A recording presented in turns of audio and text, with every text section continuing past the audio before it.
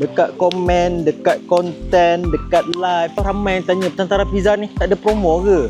Ini hari aku bagi dekat korang promo buy one free one. Apa yang buy one free one tu? Korang belilah pizza apa-apa pun, signature ke, klasik ke, korang akan dapat free air kopi. Korang bagi tahu cashier nak promo buy one free one. Itu yang korang kena cakap dekat cashier untuk korang dapatkan promo buy one free one daripada Nusantara Pizza. Macam mana korang nak sampai sini?